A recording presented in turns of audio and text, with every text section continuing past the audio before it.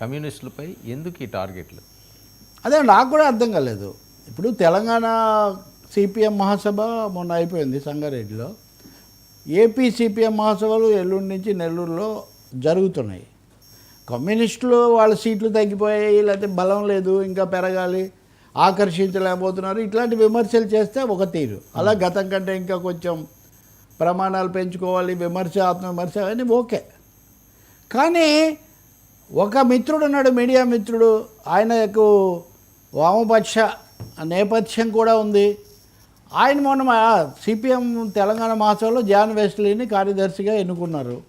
ఉన్నంతలో యువనాయకుడు ప్లస్ దళిత వర్గాల నుంచి వచ్చాడు, కుల వివక్ష వ్యతిరేక పోరాటం వీటన్నిటిలో ముఖ్య పాత్ర వహించాడు. రకరకాల మీడియా ఊహాగానాల మధ్య ఆయన ఎన్నుకోవడం అనేది నిజానికి చాలామంది స్వాగతించారు. దీని మీద కూడా తీవ్రంగా వెకిలిగా రాస్తూ ఒక మీడియా మిత్రుడు, పేర్లు అనవసరం ఎందుకంటే సోషల్ మీడియాలో పెద్ద పోస్ట్ పెట్టి దాన్ని గ్రూపుల్లో తిప్పుతున్నారు. అంటే మీకే వాళ్ళు ఒక దళిత నాయకుడిని చేశారు, వాళ్ళ మీద ఉన్న విమర్శ కూడా ఇది ఒక సమాధానం లాంటిది అని స్పష్టంగా కనిపిస్తుంటే దీన్ని బేషరతుగా స్వాగతించడానికి అభ్యంతరం ఏంటి? ఎంత చెత్త భాష వాడారంటే దాంట్లో చెప్తే మీకు ఆశ్చర్యం వేస్తుంది. అంటే అది పోస్టు అపహాస్యం అనమాట. ఇంకా రెండో అంశము ఇంకో మీడియా మిత్రుడు, నేను మీకు అవి చూపిస్తాను.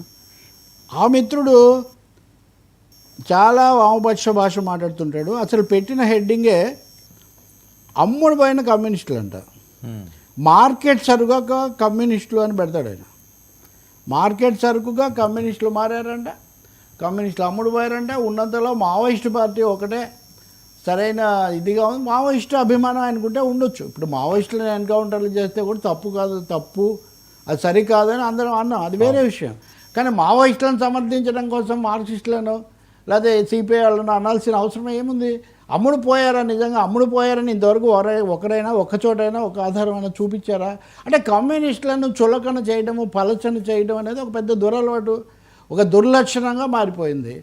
ఇంకా మీకు ఓట్లు సీట్లు రాలేదేంటి సార్? జ్యోతిబాసు ప్రధానమంత్రి అయిండేవాడు సార్ ఈ దేశానికి 1996లోనే.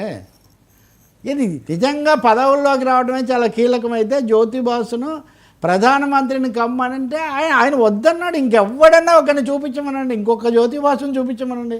1996లోనే, అంటే ఇప్పటికీ ఎన్నేళ్ల కిందట, ఖచ్చితంగా 30 ఏళ్ల కిందట ఈ దేశానికి ఒక మార్క్సిస్ట్ ప్రధాని అయ్యే అవకాశం ఉండింది. వాళ్ళు రాజకీయంగా పదవులకు అమ్ముడు పోయేవాళ్ళు, లేకపోతే మార్కెట్ సరుకుగా మారారని నోరు పారేసుకునేటటువంటి ఈ కుహనా వామపక్ష మిత్రులు ఈ ఐటెం వరకు చెప్తున్నారు.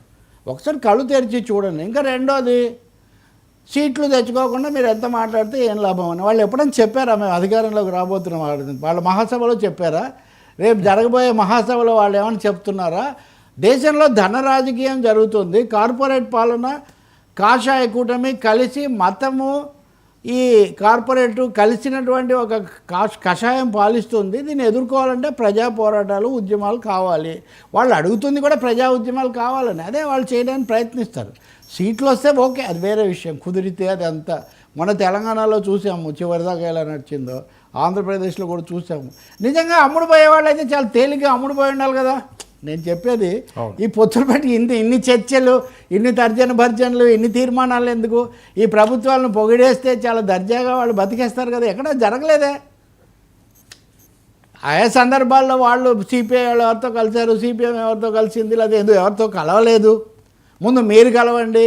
ఎందుకో మీతో తిట్లు తినడానికి అందరు కలవాలి, కలిసే ఉన్నారు కదా. నాకు తెలిసి 1979 నుంచి 2 కమ్యూనిస్ట్ పార్టీలు కలిసే పనిచేస్తున్నాయి, మిగతా వామపక్షాలు కూడా కలిసే పనిచేస్తున్నాయి. కాబట్టి ఈ సమయంలో మరీ ఘోరంగా ఆ మీడియా మిత్రుడు కమ్యూనిస్ట్ పార్టీలో అమ్మకపు సరుకుగా మారిపోయాయి అని హెడ్డింగ్ పెట్టడం అనేది, హెడ్డింగ్ పెట్టడం కాదు, కామెంట్ చేయడం అనేది చాలా దారుణం. జాన్ వెస్లీ ఎన్నికైతే దాన్ని సహించలేక రకరకాల కుల భాషలు లేకపోతే భవనాలు కట్టుకున్నారంట. ఈయనైతే ఇంకా ఆ పోస్ట్లో ఉన్నది చూపించడం, ఎందుకంటే నేను చూపించట్లా. భవనాలు కట్టుకున్నారు. అవునాయా, కమ్యూనిస్టులు కార్యాలయాలు కట్టుకున్నారు కానీ సొంత భవనాలు కట్టుకోలేదు. అంటే అది మంచిగా చెడ్డ నాకు అర్థం కాదు. కార్యాలయాలు కట్టుకున్నారు, మేము ప్రజాశక్తి పెట్టాము, లేదా నవ తెలంగాణ పత్రిక పెట్టాము, లేదా ఇంకో ఛానల్ పెట్టి వాళ్ళు చెప్తారు. వీటన్నింటినీ ప్రజల కోసం పెట్టారు కానీ వాటికి ఎవడు అధినేత లేడే. వీటి విషయానికి వస్తే అది పార్టీ ఏమేమంటున్నారు వాళ్ళు, పార్టీలే వాళ్ళు. అయ్యో డొనాల్డ్ ట్రంప్ ఎన్నికైతే పక్కన ఎలాన్ మస్క్ ఉంటున్నాడు, ఇంకొక ఆయన వస్తే పక్కన అంబానీనో అదానీనో ఉంటున్నారు. సో వీళ్ళని వాళ్ళని పోల్చేసి అంటే ఒక చులకన భావం ఉంటే ఉండొచ్చు, మీ ఇష్టం, అది ఎవరిని ఎంత గౌరవిస్తారో లేదన్నది. కానీ సమయం సందర్భం లేకుండా శుద్ధిబద్ధం లేకుండా తిట్టి పోసేస్తే అయిపోతుంది అనడం చాలా చాలా, అది కూడా ఏదో ప్రగతిశీల భాషలో, అది చాలా అర్థం లేనిది. జాన్వేస్లో ఎన్నిక అవడాన్ని ఎందుకు తిట్టాలి? ఎన్ని పార్టీల్లో ఇంతమంది వస్తున్నారు, మారుతున్నారు.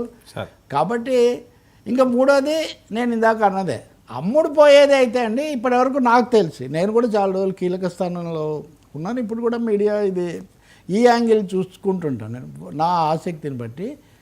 కానీ దాదాపు చాలామంది ముఖ్యమంత్రులు, ప్రధానమంత్రులు వీళ్ళని వచ్చి చేరమని ఆహ్వానించారండి. వీళ్ళు చేరలేదు, ఎంతో పెద్ద సమయం కాదు. ఇప్పుడు మాలాంటి వాళ్ళకి కూడా ఏం ఆఫర్లే లేవు, ఎవరేం పిలవడమే లేక ఏదో అనివార్య, చాలా తెలివి తక్కువగా మాటలు ఇవన్నీ.